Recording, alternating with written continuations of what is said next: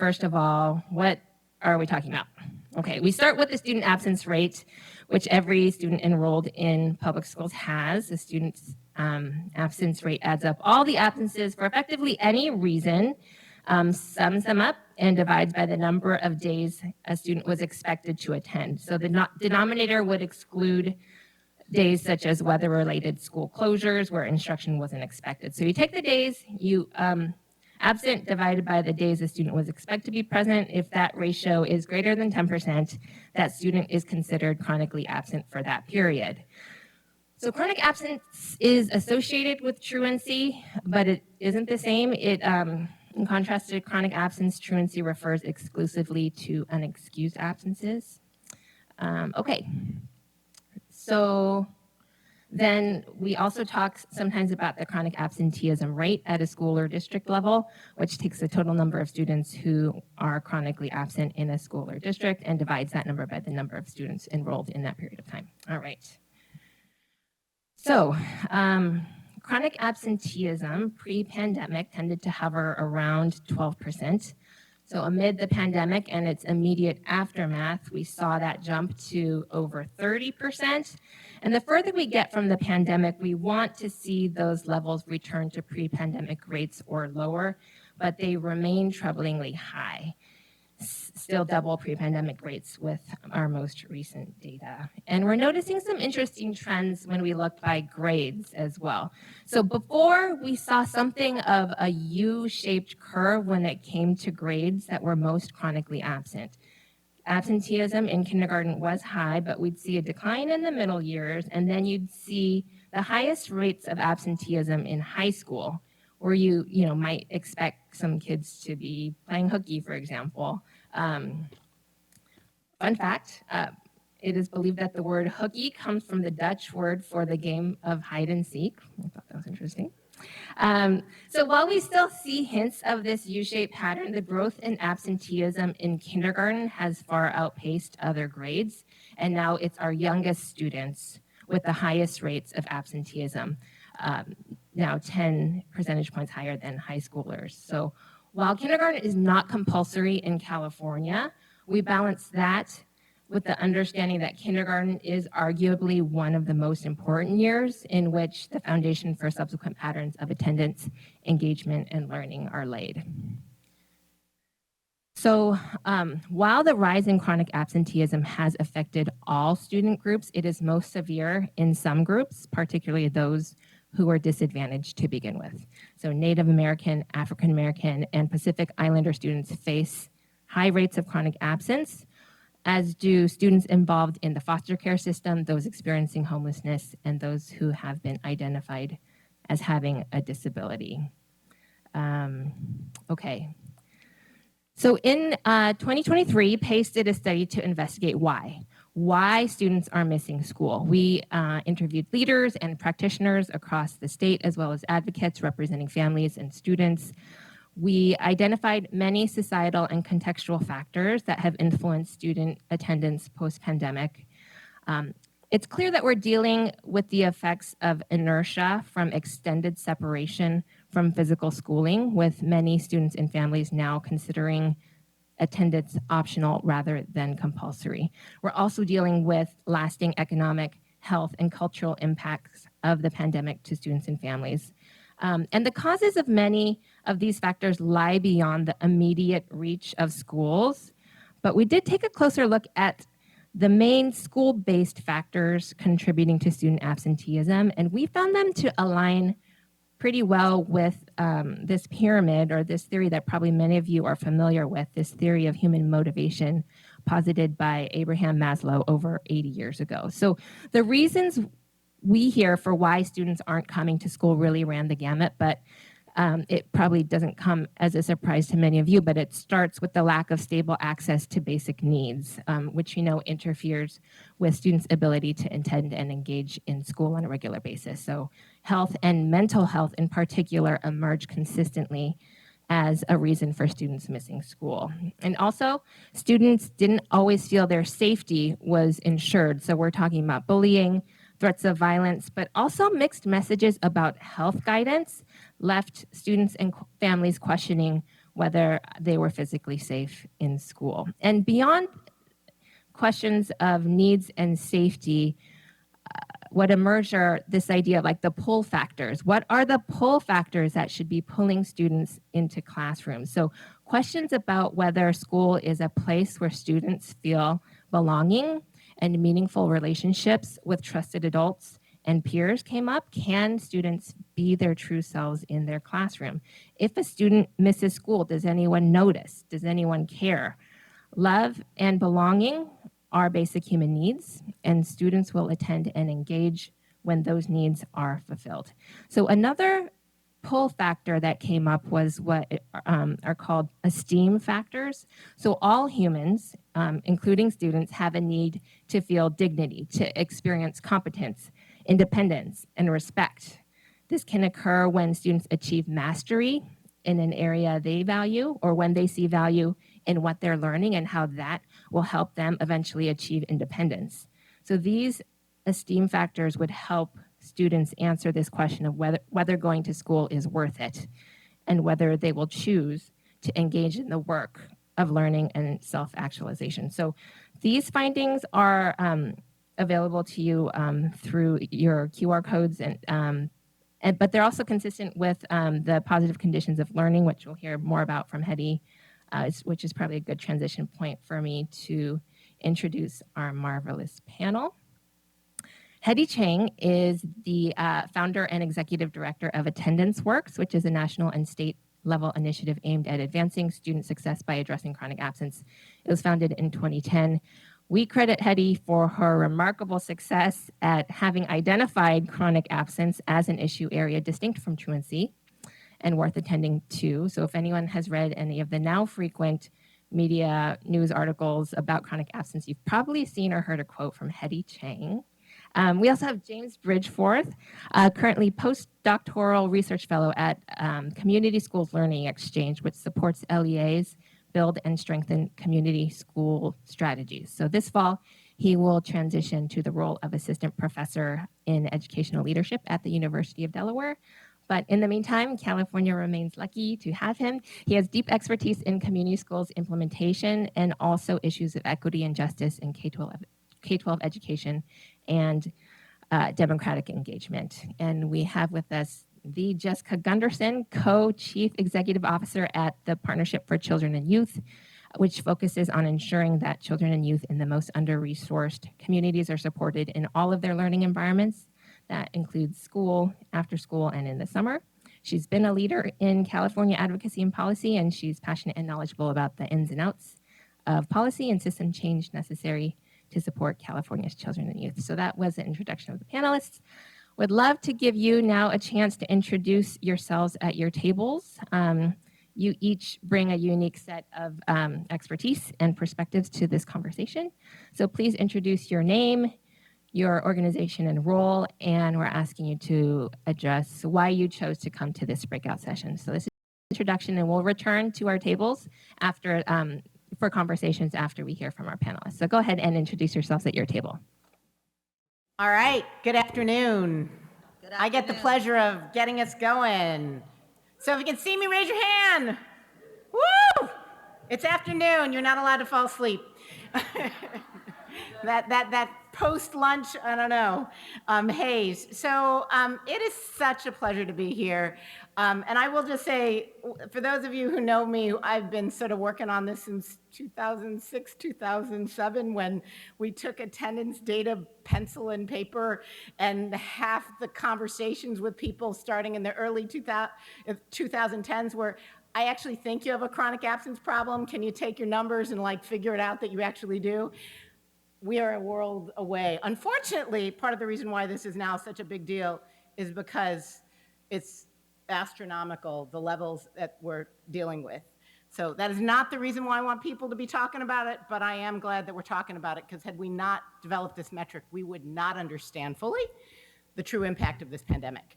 But I want to start.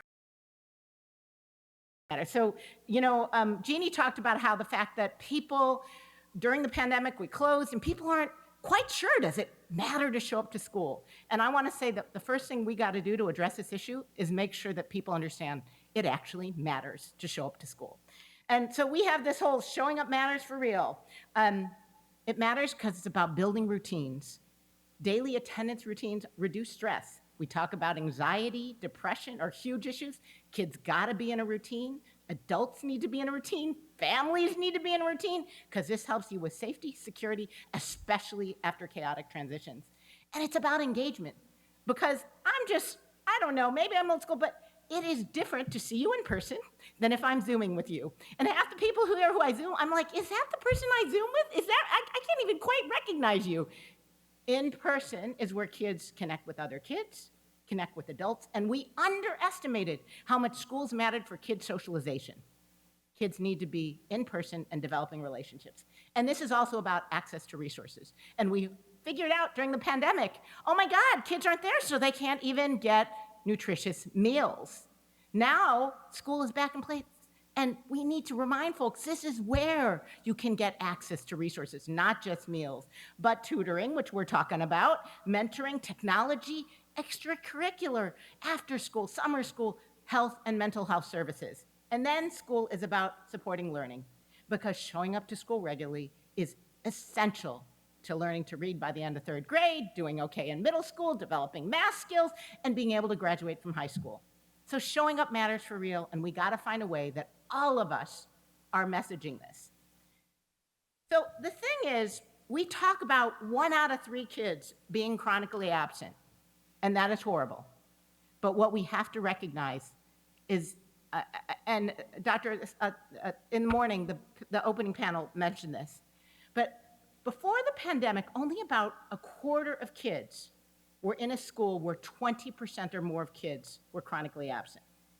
It was a minority of schools, it was a minority of low-income schools, and now 2/3 of all kids are in a school with 20% or more levels of chronic absence.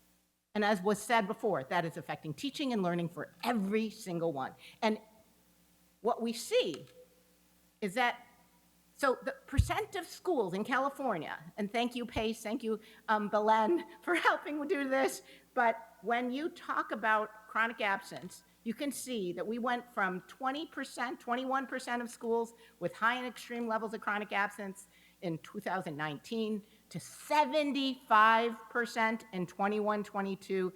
Got a little better, but it's still 68%. It's still the vast majority of all our kids. We got a few, not so many schools have 30% or more, but this is a crisis still. And when you look at this by what percentage of kids in that school are socioeconomically disadvantaged in the California definition of that, 86% of those schools have at least 20% levels of chronic absence. What does that mean? Because it means in those schools, all the kids are affected. Inequity is huge, because where we're seeing the concentrations of school-level chronic absence are in our lowest income communities who have long suffered from being underserved and are now even more underserved and are struggling with the aftermath of the pandemic, where there were higher rates of COVID, where transportation isn't back in place. This is a crisis. And so you also have to look at it in terms of numbers. And part of this is the fact that you have more elementary schools than anything else, right? But when you look at it, we went from 662 elementary schools with over 20% or more levels of chronic absence to 3,983. That's what, almost 3,000 more schools that have never, ever had to deal with high levels of chronic absence, trying to figure out how to put together a system. So we have all these schools that never knew, didn't have to think about this, now having to think about it. And it's starting in the elementary ages with our youngest learners who, if we don't get this right, the long-term consequences are severe. Now, our middle and high school are also challenged. And I don't want to under-recognize this, and I also want to acknowledge something. California, we fund based on average daily attendance, so as long as a kid's there one period, we count them there because we want our funding.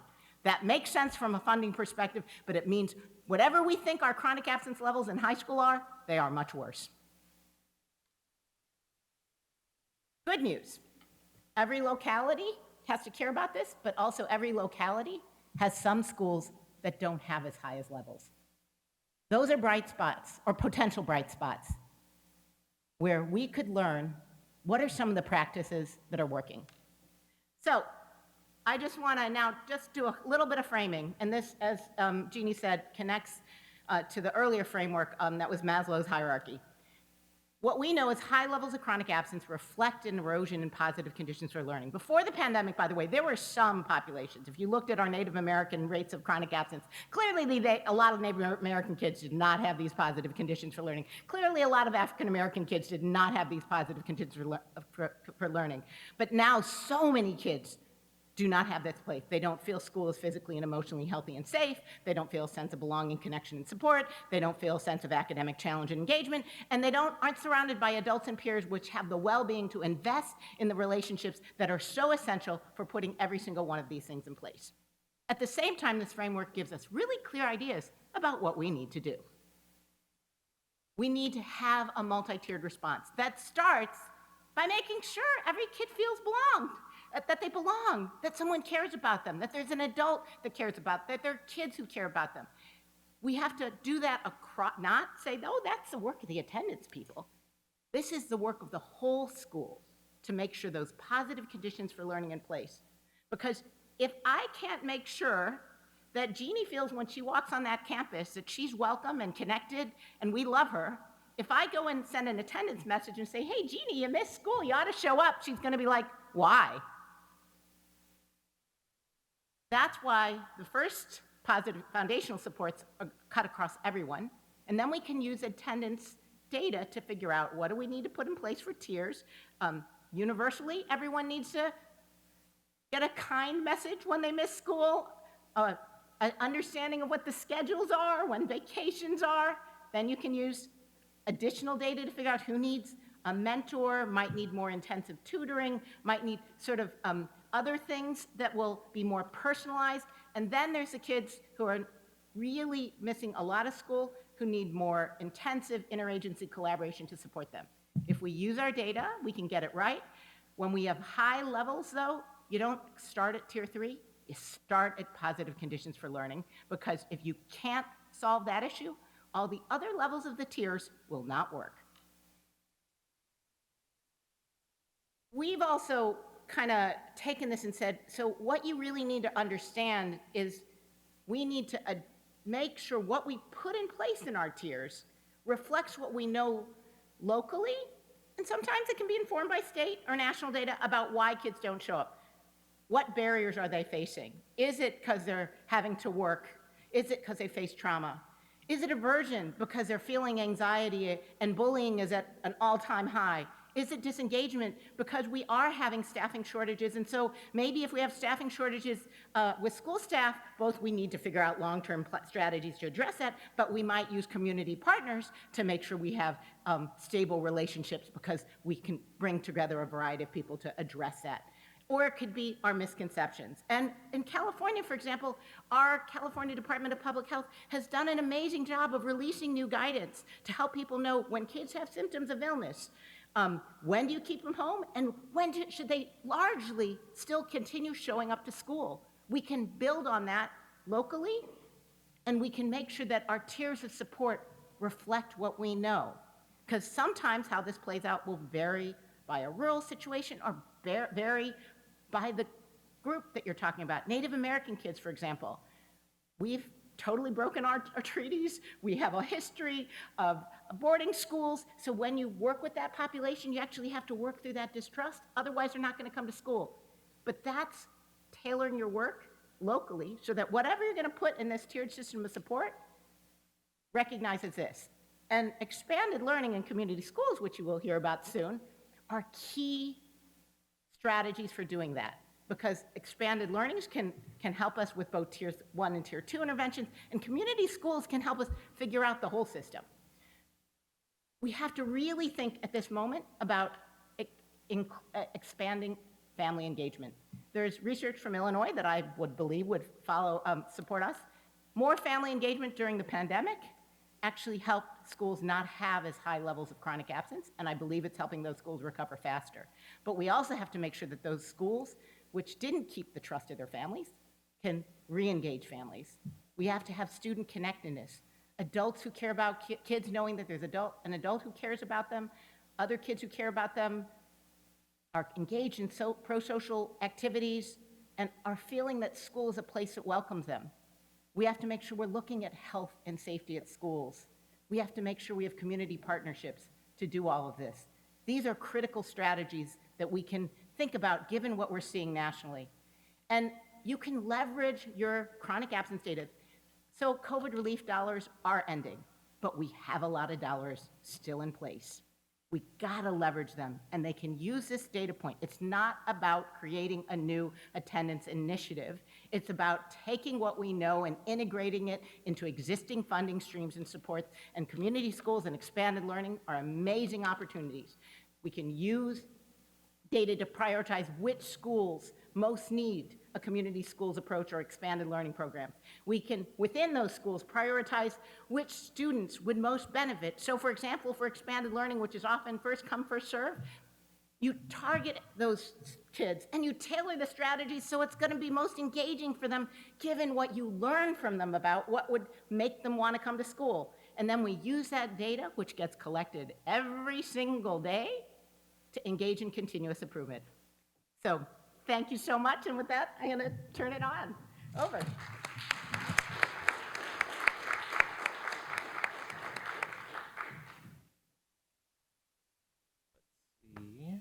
make sure that's working. I'm not gonna move around as much as I normally do because I don't wanna fall off the stage, like that's important. But I like my clicker because it's just a lot easier for me. I've been so excited this entire day.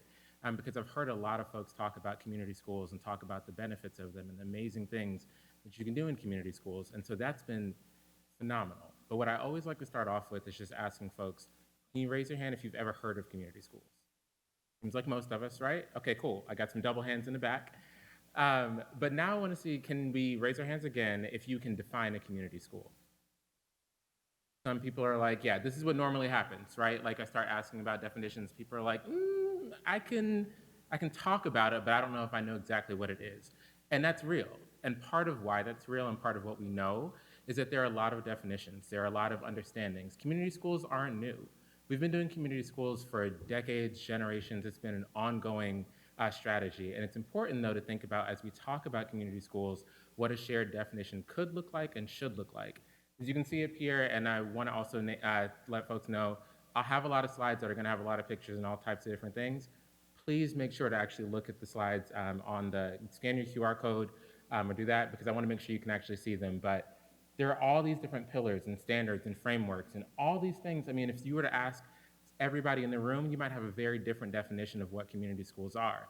And I think especially now, I always like to contextualize things in this moment, particularly in this, I would say political context where there is a lot of misinformation, there's a lot of disinformation around what a lot of these programs, a lot of these initiatives, a lot of these strategies are. It's important for us to have a shared definition because if you don't have that, somebody's gonna go ahead and define it for you, and how they define it may not be how we wanna define it. And so there's been a lot of great work that's been done over the last few years to really think about what a shared definition could be like and should be like. And so these are folks from the research world, from the practice world, literally thousands of people came together to figure out what do we mean when we say community schools and having that shared definition. And so I have the definition here. You'll see that it's a community school strategy, transforms the school into a place where educators, local community members, families, students work together to strengthen conditions for student learning and healthy development. You're gonna notice here that I keep talking about strategy and I'm not talking about a program. And I know that a lot of people are like, yeah, community schools, that's a new grant program that we have. It's amazing, it's $4.1 billion. It is amazing. And I want to name that. Like, I love all the things that we can do with it, but community schools is not one grant. Community schools is not one program. It's not one initiative. It is a strategy. It's a whole school transformation strategy that will allow you to actually do the kind of things that are going to allow us to change the ways that we do schooling. And so with that, you're bringing together all these different partners, whether they're in school, out of school, to come together to figure out how do we make sure that all students are going to thrive. So along with this definition, there also came a shared framework. And I want to start off with the why, because I think that's really key for why we're here today. So the why of this work is because we want all students to flourish in thriving school communities. That's the heart of it. That's why we're here. That's why we keep coming every single day. But we also know that in order to make this happen, it doesn't just happen by accident. There are people that actually do this. And there are plenty of folks at the school site level, at the district level, at the county level, state level, all over the place. But we want to call out a couple of folks. We know that it takes school staff and coordinators, dedicated school staff, not just somebody that does it part-time or like when they have time or when they can get around to it, but dedicated school staff to make this work happen. We know that it can't happen without community partners. This isn't work that you do just in isolation. And importantly for today, I'm gonna highlight this a lot, it cannot happen without youth and families. This is not work that we do for people, it's not work that we do to people, it's work that we're doing with folks. And so it's important to recognize all of that. It's also key here that there's certain things when we think about this work, it again doesn't happen by accident. You'll hear me say that a lot today, that there are certain conditions that we know are gonna be important for us to be able to drive this work. And I say drive this work because I love when the wheel starts moving this little thing and doing that, but it really does drive it. You need trusting relationships. You need inclusive decision making. We've talked about actionable data. You can't do this work without data. And so it's important for us to have access to it and be able to actually use that. One of the key things that folks oftentimes will focus in on is like, yeah, we know about enabling conditions. We know that we need people to actually do this work, but like, let's focus on the practices. And those practices do matter. It's really important for us to have collaborative leadership, shared power, and voice. That's a key hallmark of community schools. But it's also important for us to think about how these practices work together. If you look at that at the graphic, these are puzzle pieces, and those puzzle pieces all connect together because it's going to be really hard for you to have powerful student and family engagement if you don't have a culture of safety, belonging, and care. It's going to be really difficult for you to have integrated systems of support if you're not really thinking about how you're engaging with your expanded learning partners. So it's important for us to think about this from an interconnected approach. Now you'll notice that I know that there's a lot of talk about the 4 pillars, and the 4 pillars are absolutely in here.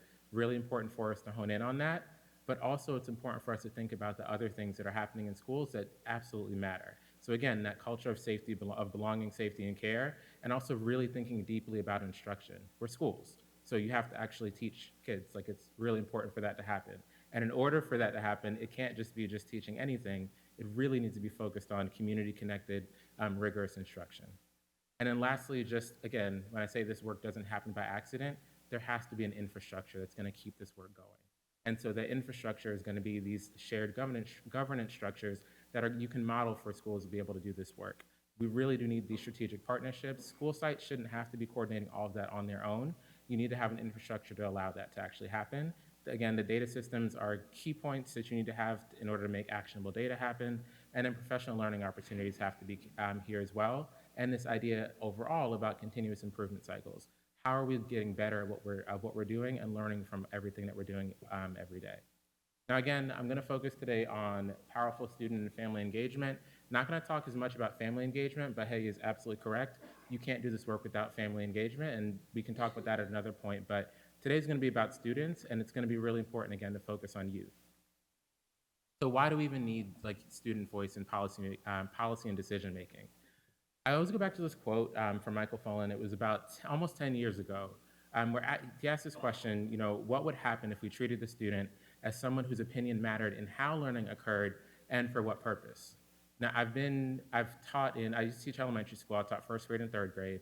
I've taught in 3 different schools, had 6 different principals, lots of different experiences. But in all this context that I've been in, for the most part, we don't actually do this. We don't treat students as if they have opinions and opinions that actually matter. What we oftentimes do, we have like typical approaches to student voice that I want to go over for a little bit. First, again, students are usually seen as passive actors. Like, we do things for them, we do things to them or at them. We might even engage with them a little bit, but we're not having them really collaborate with us on these big picture items. Like, I'm not talking about proms and like fundraisers and things like that. I'm talking about, the curriculum decisions, the school climate or policymaking decisions, funding decisions that are happening. And yes, I will acknowledge that we do oftentimes have, opportunities for students to be on school site councils, and that's really important, but that's also not enough, and I'll talk about why in just a moment. So some of the barriers that come up that we see often to student voice and having meaningful student voice in schools, we hear often that there's just not enough time in the day, that we have to focus on academics, we can't focus on extra things like student voice, or that our students are too young and immature to be involved in those decisions. And I just told y'all I taught elementary school, first grade and third grade. They have opinions. And I know any of y'all who have kids that are at that age, they have them, they will share them, and they are really good opinions about some of these issues, so it's important to listen to them. And then this piece that I just mentioned, that we already have a spot for students on our school site council, isn't that enough? Now, one of the things that I always like to do is that I want to mention that when I say that these barriers are perceived barriers, I'm not saying that they're not real. They are very real in schools all across the state, all across this country. We know that these barriers exist, but we can't let that just be the thing that we stop at. We have to move past that, and the ways to move past that are really thinking about how do we, there's structures and systems and things that we can put in place to do student voice and to do it really well. So before I jump into some of those practices that you could actually do, just a little bit about why. Part of it is that we have to make sure that the work that we're doing is really grounded in the people who are experiencing it each and every day, our students. We always talk a lot about this idea that the solutions that we might want, you want to go and talk to the folks who are closest to the challenge, and that's going to be our students. So we can ground all those decision-making practices in their experiences. It's also really important, and I mean, we've been in education for a long time. Folks constantly talk about how do we get kids to actually do critical thinking skills? Well, we have built-in problems and challenges in our schools. You could actually have students trying to solve those problems. It helps to really be able to do that, and so student voice allows for that to happen.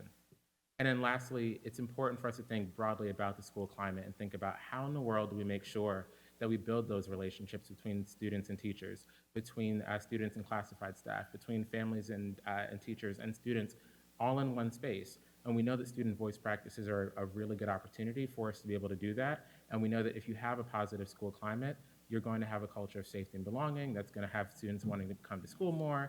And so we'll have all these different things that are going to allow for us to address this bigger issue of chronic absenteeism. Now, this continuum is incredible. Our friends at Californians for Justice came up with this a while ago. I am standing right here, and I have my contacts in, but I cannot see all of these things. So the beauty is that we have a QR code that you can scan, and you could actually see it. And I think it's important, though, for us to go a little bit deep into this, particularly because when we look at this continuum, it starts with this stance towards youth and towards student voice. So you start with like inform, and you go all the way from inform to consult, involve, collaborate, and leading together. I want to focus really quickly on the message that you're sending, and I think it's really important because oftentimes in schools we send lots of different messages, but you want to be intentional about that. So when you have like an inform approach to student voice, it's saying we'll keep you informed. But we want to really move from beyond that inform to going all the way to leading together, because that message that you're sending is we cannot unlock transformative solutions without you. Meaning that the work that we're doing, any of the kind of changes that we're trying to make, that can't happen unless students are not just at the table, but they're active participants in making the policies and making the decisions, working with us. If you want to know a little bit more about just some really great work that's been done, particularly since the rise of LCFF, there's some great work out of UCLA, the Center for Transformation of Schools. One of my colleagues, Miguel Quesada Rodriguez, he's at University of Alabama now, but he was the lead author on that piece. So if you look it up, Nothing About Us Without Us, there's some really great recommendations for how to meaningfully do student voice with your school site councils and with LCFF. But I'll move on to the next piece. One of the other things here, when you look at the continuum, they talk about activities, and oftentimes when folks see this, they're like, oh my gosh, I'm at Inform, I'm terrible. This is a really bad thing. That's not the point of this. This is not a blame game. This is not me shaming anybody. You always want to start where you are and move on from there. And it's also important to recognize that you don't stop doing some of these things. So like in the Inform section, it talks about fact sheets and presentations and open houses. That doesn't mean that you stop doing open houses. It doesn't mean that you stop doing fact sheets. Or if you go to consult, it doesn't mean that you stop doing focus groups or surveys or that they're bad. Because sometimes with these linear continuums, it makes you feel that way. What it means, though, is that there are opportunities for you to really think about how you transform that. So if you're doing a focus group or a survey, how are students involved in actually designing the focus group or survey? If you're doing an open house or a fact sheet, how are students involved in creating that fact sheet or actually helping to design that open house? There are ways for you to really think about what that looks like in making sure that it's not just a space of tokenization that often does happen with student voice. Now, y'all are probably like, you've talked about student voice a lot, but this is chronic absenteeism. So why are we even talking about this, and what does it have to do with chronic absence? And I think it's really important here. I've tried to drill down on this one point, that it's not just about having the opportunities, it's about really making sure that they're meaningful and making sure that they're involved in like the real policy and decision making. So there was a study that came out just about, I guess now about a year and a half ago, that was looking at not just student voice, but actually responsiveness to student voice. Because it's not enough, again, to just say that we have somebody on the school site council, or that we talked to the students, we did a quick focus group, or we did some empathy interviews, and that was great. It's not just about that. It's making sure that you're actually listening and then being responsive to those suggestions. And so in this study, 86 schools, large diverse district, they found that when you have a consistent positive, when you have responsiveness to student voice, there's a positive relationship between that and students' grades and attendance. In particular, when we look at responsiveness to student voice, whether it's measured at the student level or the school level, it's related to higher GPAs, fewer absences, and less chronic absenteeism. Part of that is exactly what we've been talking about all day today, but particularly in the last, during this session, is that you have to make sure that students are involved in solving these problems. You have to actually speak with them, ask them. I promise you, again, former first grade and third grade teacher, they will tell you what's wrong and they will tell you how to fix it. We just have to oftentimes listen to them. So I want to end just like the same way that I started, with this framework. Again, thinking about why we do this work. We're doing it because we want all students to flourish and thrive in school communities, and we can't do it alone. It's going to take all of us. It's going to take these enabling conditions. It's going to take all the key practices that we have, and it's going to take a supportive infrastructure. And one of the big things that's really important, you see it called out here, it's really explicit, expanded and rich learning opportunities is what we're going to talk about next. So I will pass it off to Jessica, and just, again, thank y'all for being here. This is a great time to talk about community schools.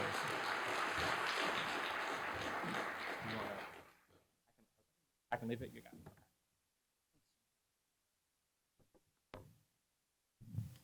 Good afternoon. Welcome, Jessica Gunderson again. It's great to be here. And I also just wanted to say how grateful I am to be on this panel, and just grateful to PACE's leadership for putting expanded learning in community schools, kind of centering that, right? 10 years ago, this expanded learning or after school was not at a K-12 education conference. So I just really want to acknowledge that and see how far we've come in education. So let me get on the slides. So you've heard a lot about kind of the why of chronic absence, the what of chronic absence in many of these frameworks, but I'm going to try to speak a little more to the how. How do we leverage existing resources and partnerships to increase school connectedness and school engagement? And again, digesting a lot of information. If you only take one thing from today, let it be that if there are stronger partnerships between schools and expanded learning partners, which is summer, after school, extended learning, out of school time, there's a lot of different words for it. It benefits kids, it benefits school and after school staff, and it benefits the entire school culture. These programs are not babysitting programs. They're not messing up a teacher's classroom, but they're a very powerful funded resource that's on your campus today. Right now, they're working with students all across our state in nearly every school. And we have the same shared goals, which is that all students thrive and all students have the opportunity to thrive. And so my remarks are based on kind of research over the last decade on implementation of these programs and these partnerships, and interviewing hundreds of students, after-school staff, and some of these quotes just kind of give you a sense of what I'm talking about when we talk about coordination. So based on our youth development pedagogy and program design, expanded learning programs are very uniquely positioned to increase school connectedness and engagement. This is what we do best in after-school and summer programs. And so we have research both in California and nationally that has shown that high-quality programs increase school day attendance, right? That's why we're here, increase school day attendance. They also increase a student's perception of their school connectedness and belonging, and they also have increased the levels of meaningful and participatory learning, which is very important when we saw that kind of hierarchy of why kids are missing school. I think another thing to point out here is California has a strong research base of quality standards that are already in place for all of our expanded learning programs. And here's some of the examples, but our quality standards are perfectly aligned with everything you've heard around underlying causes: student voice, skill building, participatory learning, safe environments, right? So there's a real strong match and sense of alignment here. People talk about coordination and integration. I want to say that coherence matters, not just because it makes sense, but there's actually research that demonstrates that it impacts student outcomes. And so there's been studies in California that have shown when schools at the school site level are more integrated with after school, they can benefit student outcomes, and actually have, when they're not integrated, this was a study done by Think Together, they actually adverse outcomes for students. Another example here is in Oakland during the pandemic. Those schools that opted for strong integration with their after-school partners had higher levels of attendance than those school leaders that did not, right? So coherence and partnership does matter. It's not just a good idea, but it's more than that. So I want to talk about the opportunity that is expanded learning. So in our current context, we cannot add a whole lot of new money or new programs, right? Schools are overwhelmed, and we all know budget constraints. So really what we're talking about is what is the existing infrastructure and resources on the ground today that we can use to better serve students and their families. And so California invests $5 billion annually in ongoing to publicly funded after-school programs. That is more than all states combined by many times over, right? And so that's made up of the Expanded Learning Opportunity Program, also known as ELOP. Good to know that acronym. And then we also had a state and federal program. So right now we know we have $5 billion. What we need to know about this program first and foremost is that ELOP is extremely flexible. It's much more flexible than the programs that preceded it. So you can use this funding for almost anything as long as it's done outside of the instructional day and it benefits students. So we see people using this funding. You can use it on and off campus. It doesn't have to be on the school campus. It can be used on the weekends. It can be used to hire counselors, wellness counselors, right? So the level of flexibility, really, no schools should be using the excuse that we can't because of the regulations or our hands are tied. No, there's room for creative solutions here. The other thing is it's ongoing. You know, James mentioned we have planning grants for community schools. That's a great start, and that's a great place to have these conversations about integration. But you need ongoing sustainable funding, and that's what ELOP is. The other thing that is kind of new and different is this is allocated at the district level. And I think Hedy did a good job of highlighting the crisis that we're at. We cannot have a school-to-school approach, and that's how it used to be funded. So now we can actually look at the larger system. You can still give resources to specific schools, but you can really think through systematically at a district level what needs to be done.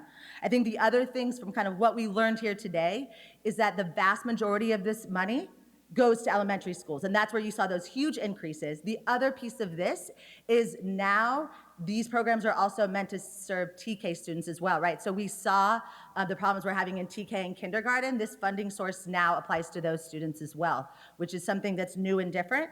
And the last thing to say is really, these programs are already prioritizing and serving the students in schools that are experiencing the highest levels of chronic absence. So our programs prioritize unhoused youth, students from low-income households, English learners, and many more. You can see the infographic here at the bottom there.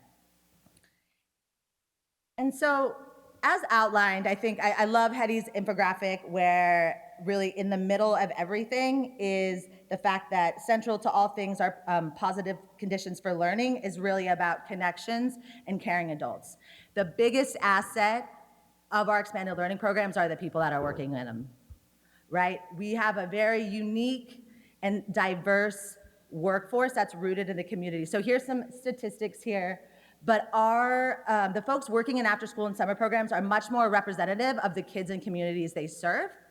In some of the surveys I've done, up to a quarter live 10 miles away and either went to that school or were in that after school program, right? So there's a lot of relatability with students. They're also, the majority are between 20 and 29. We still have a lot of workers beyond that age as well, but we have young people. And I would be remiss if I just didn't mention that in many cases, the majority of these young people want careers in teaching and education. So another time for another panel is if we want to diversify and have relevant teachers, we should be looking to the after school and summer experience. And then the other two things that are really unique the majority of our programs are operated and run by community partners. And if they're not, even if school districts are running the programs, they are partnering with community assets, libraries, Boys and Girls Clubs, Parks and Rec, right? So they're making the table larger, which is what we need, right? They're bringing other community and assets and resources to the table that would not otherwise exist if they were not there. So that's really important. And last, I can't not say what makes our programs unique is they're voluntary. They're not forced to go to these programs. So if you want to talk to some experts about how you get kids to come to things they're not mandated to do, talk to those, work with those folks after school, talk to them, how do they do it?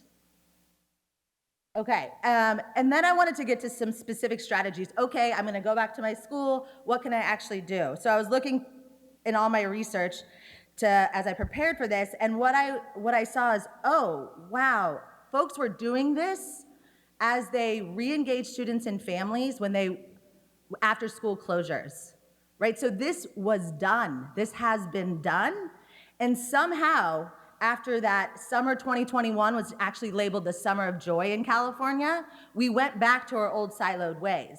So I was around school campuses all across the state that were doing these new and different things, and they all went away. Right? So again, not something new. You should be looking at your playbook for maybe what you did to re-engage students. So here's just some examples, right? A lot more flexibility around roles. We had after-school staff working in the school day for a variety of things. It allows teachers more planning time in some cases. It allows for small group learning in other cases. It mixes up the school day when you have an enrichment class in the middle of the day. So there's things like that were going on. We also, because of our ratios, we're able to kind of have smaller groups of kids, which is really helpful for building connection and relationships. The other thing is we're using data across school and after school teams to identify who should be prioritized and where the outreach should happen. So Gilroy Unified, after working with their after school workers to do home visits, calls, and other things, doubled the number of English learners they were serving, and many other kind of populations that had not been served in the past. So those are few, and the last thing I would be remiss to say is around wellness. Not just wellness, this happened in the pandemic, not just wellness for students, but staff. There was a lot more opportunities for respite and other supports, and as we're thinking about burnout for all these folks, again, more time, more space, more adults allow for that. And then this fun and learning and student choice, and I'm seeing this now with ELOP. There are people that are surveying students and families, what do you want to see in your after-school program? And they're changing kind of the sets of enrichments during the school year. They'll do almost like a camp model where it's 6 weeks and 6 weeks, and that can really incentivize students. And last thing, I mean, when you think about what memories you have from school, it's about field trips. And before these resources were not flexible enough to do field trips. I see LA Unified actually last summer, every single summer program had at least one field trip. That was a metric of success, is that every site had to have a field trip. I mean, it was pretty amazing. And so these strategies are similar to some of the ones I named, right? And they fit into Hedy's buckets that she talked about. It's kind of how are we targeting certain groups of students? How are we engaging the after-school programs in that? How are we building awareness? There's also really a need to increase the awareness and training for after-school staff themselves. They might not know what chronic absence is, what the benefit of attendance is, and they're often the ones interacting with families. And so if they can be the messengers for both what the crisis is and why it matters, that's going to go a long way. And then the other thing is I just want to mention summer bridge program. So when we're talking about these transitions, right, going into middle school, going into high school, those TK students, we see a lot of districts being more strategic about building that school connectedness and routine before they even get the school year starting. And that's gone a long way as well. And so, yeah, it's great to be here, and I look forward to questions and discussion.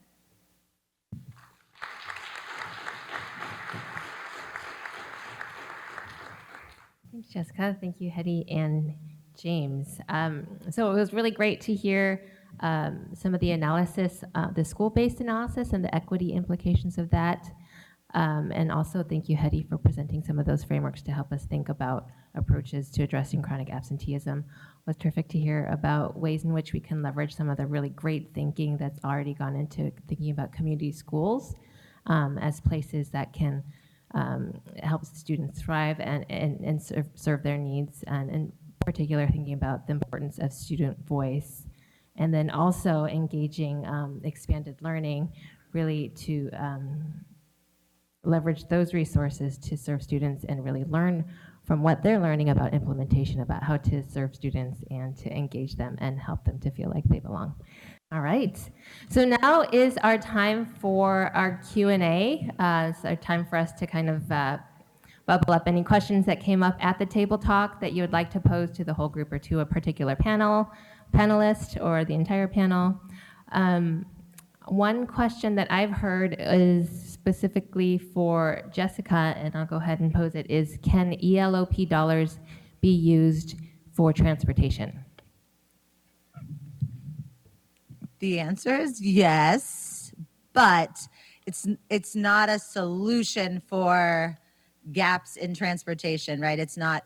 There are access requirements within ELOP that basically allow for you to ensure that kids can access these programs, and sometimes access is around transportation. But I definitely want to make clear, you can't just take your ELOP dollars and spend them before school and after school on just transportation.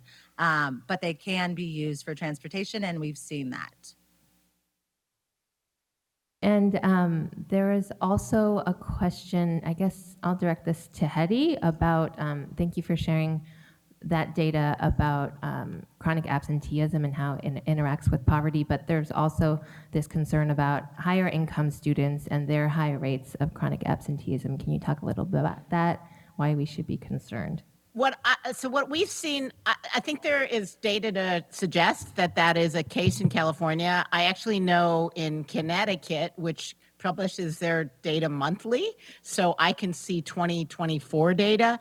Their non-high needs kids is the group that's not reducing in chronic absence. And I think what's really important, this is when you think about tailoring your solutions to the needs of kids. Kids who are in low income issues, that barriers, there's a lot more barriers. There's transportation, there's housing, there's whatever going on. But some of the things like anxiety, depression, and because I think kids missed out on learning, and the challenges of being now in a group setting, as well as the confusion about whether or not to send kids to school, that's across the board. Combined with the fact that with middle income families and affluent families, and I know how many of you, it was really interesting being on a KQET forum. It was interesting because they have all these call-ins. And you heard from the affluent who calls into a radio station, in the morning. It's the more affluent folks and middle-class folks. And I think they said a couple things. One issue was actually a frustration with schools, that schools are not engaging places and their kids don't want to be there and the families don't feel heard by their schools. This one guy was talking about there's all this pot smoking going on in the high school and he doesn't know anyone's really dealing with it. And that distrust, if they feel like they call in and no one is responding and the school can't come up with a response, you lose families. I also think our truancy notifications are really a problem because, I was testifying at the Assembly Ed and the chair of the Assembly Ed, clearly his wife had gotten a truancy notification. He's like, she was ready to sue the district. And I'm like, oh my God, okay. And the problem is our truancy notifications, the language is horrible. If you don't show up to school, eventually I'm going to send you to court and you can have a truancy notification if your kid is late 3 times by 30 minutes. That's ridiculous. And it's not trauma informed. What you need to say is, hey, your kid missed school. Is everything okay? And can I help you? But then what we do is we do have a challenge of our public education system. People don't believe it works. And when we send out uninformed truancy notifications and we don't listen to parents so that's a bigger issue than just that's something we have to address. So I think there's a couple things. We got to really figure out how to make our public education systems family respectful, family friendly, family engaging. And then I think the other thing we also have to do with so then there's the other issue. And literally the parent calling in saying, well, I'm not sure how much they learn in school. So when I want to take my kid on a vacation, I just kind of like decide on my own vacation schedule. And I feel like we got to think about collective impacts here. How do we help all of us think, we want quality teaching. There is beginning to be evidence that shows teacher dissatisfaction is higher when there's higher levels of chronic absence. When we have that churn, we're making it much difficult for us to hire and keep and retain teachers. It is in all of our interests to abide by school schedules so that we do not make lives of teachers more difficult or the lives of other kids in our classrooms more difficult. This is not all about me, but that's a hard one, We're not. So I just think we have to think about that messaging, and we also have to think about really what our family's saying about our systems. And if we want public education to work, we got to make sure families feel heard. Hedy? Other thoughts that came up from the table conversations or questions for our panelists? One thing that we discussed was the issue of parenting. So being from an administrator at an elementary school, I encounter this all the time. And having a parent resource center on our campus has given me this perspective of, a couple perspectives. Number one, I wish more parents would take advantage of the parent resource center and the education classes for English, Spanish, school systems, educational jargon, But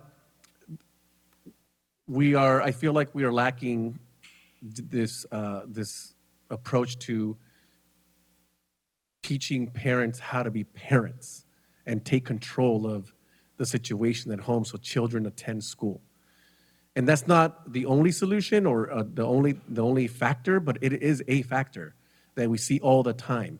Parents making excuses for their children or being a hindrance or a crutch for their children as early as kinder, and allowing them to choose when to stay home or allowing them to cry and throw a tantrum because they don't want to go to school for whatever reason, and not collaborating or working with the school to figure out solutions and just saying, I'm going to keep you home. So that's always a challenge for us. There's always pockets of parents that fall in that category that unfortunately do not help the situation.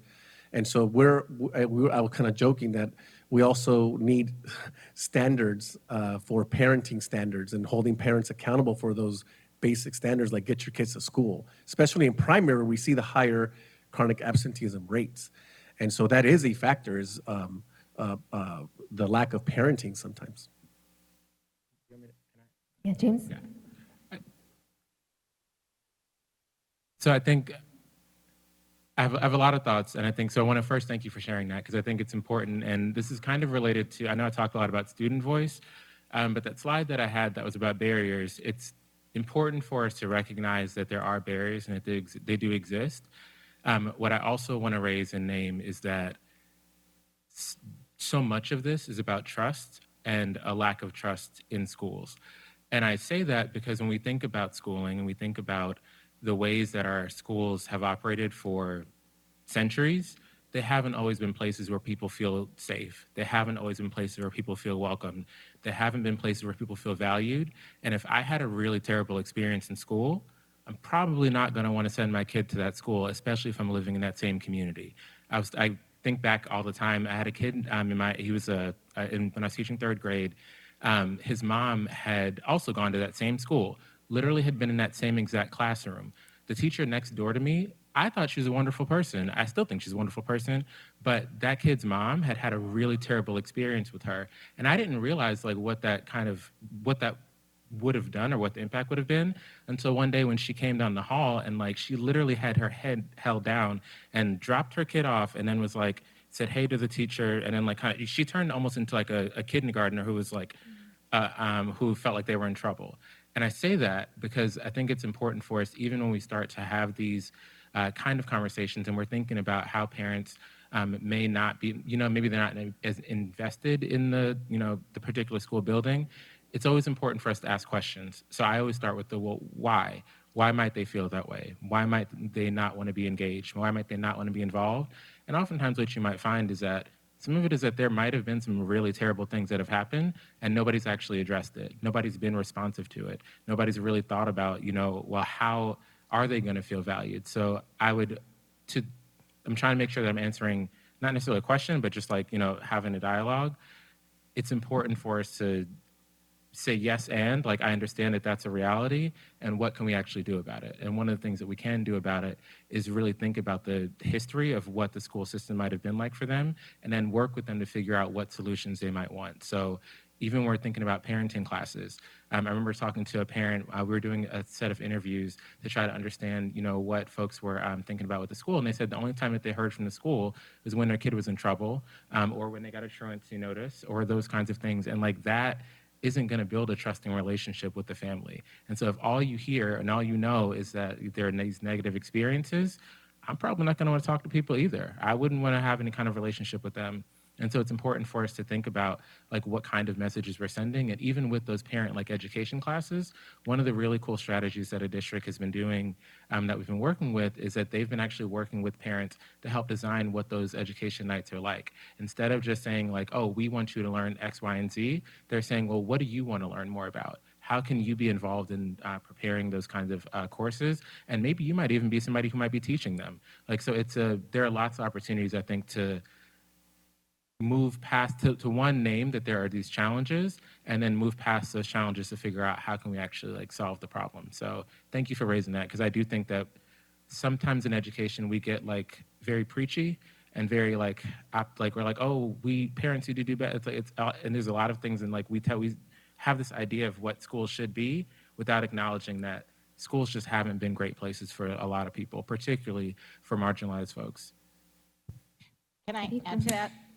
Or Jessica, do you want? Well, I just wanted to add one other solution. I think the transition to full day TK and kinder is really difficult for a lot of families and parents to drop off their baby all day. So we've seen a lot of school districts. I'm thinking of Modesto Unified, Glendale as well. And I mentioned this, right? Those kind of bridge summer programs where they're bringing parents and their children on campus for just a few hours for several weeks, and really making the school culture and climate welcoming, awareness building, and just feeling comfortable and safe of dropping off a 4-year-old for 8 hours or a 5-year-old. So that's one solution we've seen is kind of this summer on-ramp programs for particularly like 4 and 5-year-olds.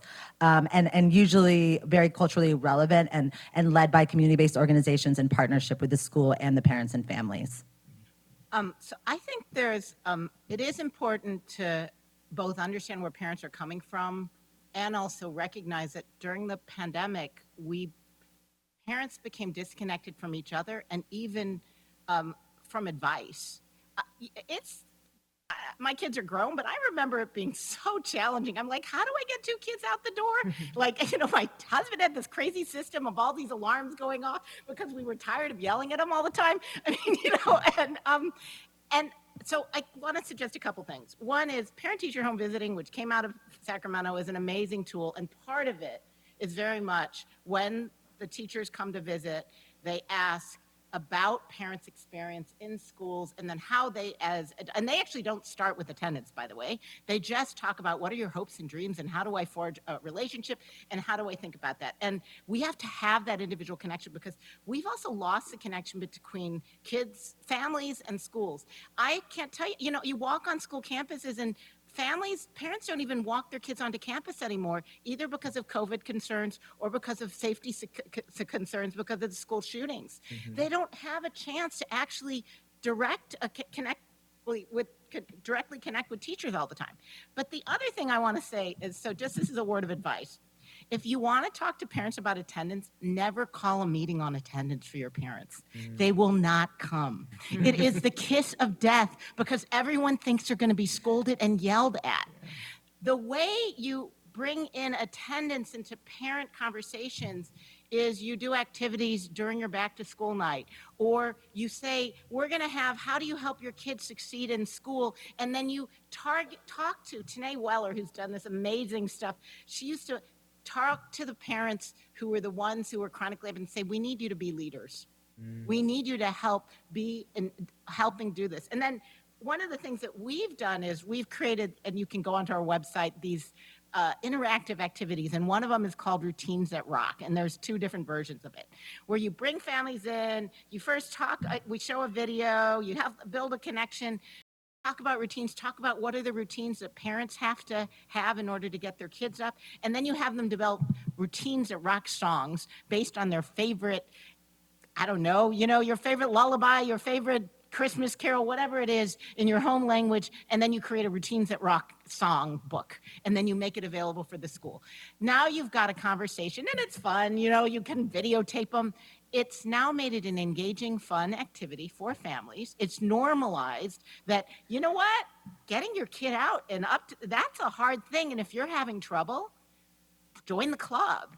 And let's talk across us parents about help each other. Because I do think we forget how much people got isolated in their own homes. And when I was working before the pandemic at folks in a housing project, they were talking about, people talk about these nighttime routines. Some of these parents never had a nighttime routine. So you say, have a nighttime routine, but if they've never seen it, how do they know how to have it? So they would do these experiences where they would do reading to the kids and show, but without judgment, this is what a nighttime routine is.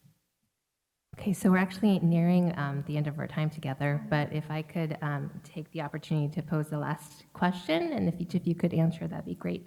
So sometimes practitioners underestimate the amount of flexibility or creativity is actually built into the system. What is one way that you might provide advice for how to make use of this flexibility? How might practitioners think more flexibly and creatively about how to ensure that schools with high rates of chronic absenteeism get more access to learning opportunities?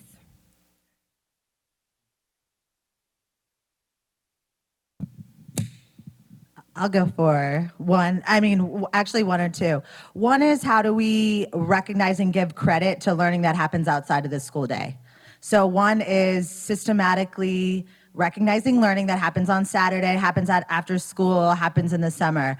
I think there's stuff in the budget right now about that. I think these conversations will move forward, and I would say other states do that. So again, recognizing and giving credit to learning outside of the school day, I think is really important. I think the other thing I talk about the youth development workforce and how amazing it is, but when we see the best outcomes, they're partnering with teachers. So how are we systematically building more partnerships between paraprofessionals, youth development professionals, and teachers to learn from one another? So we've seen this in the summer and after school. What ends up happening is teachers help the after-school workers learn about teaching and learning pedagogy, and then the youth workers often help them learn about classroom management, behavior issues, how to make learning more fun and engaging. So I think at a system level and a district and a site level, we could do more of that.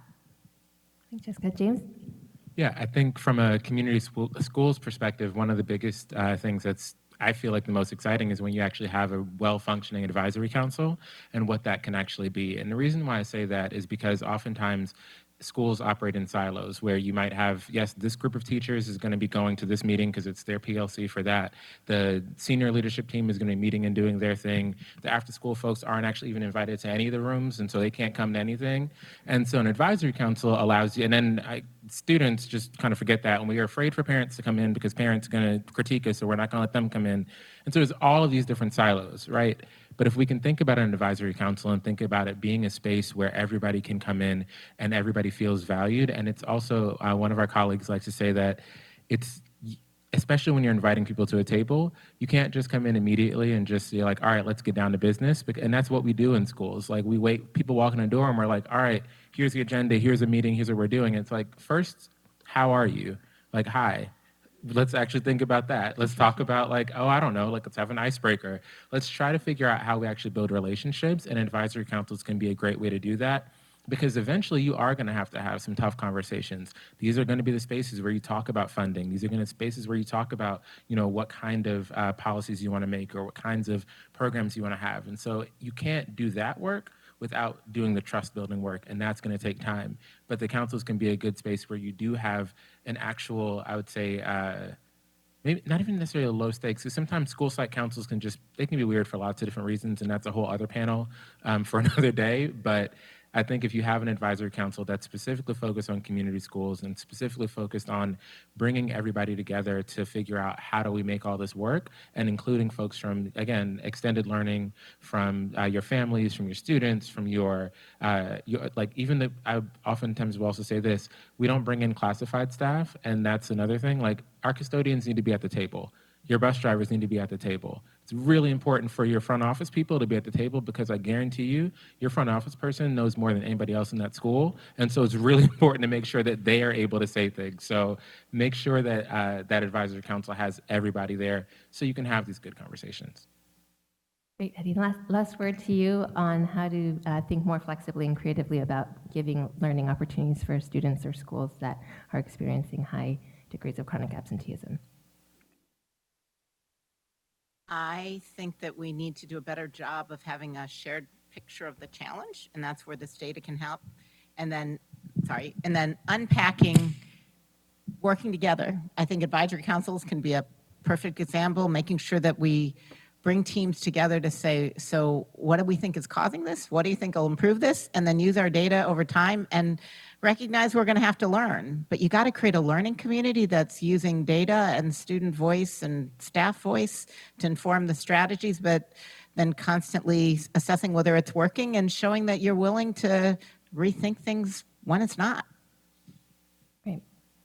Well, thank you. I'm really excited that our next session will include student voice. We have the Leland High School debate team who will be part of our closing plenary. But first, before that, we'll have break. But first, let's thank this wonderful panel.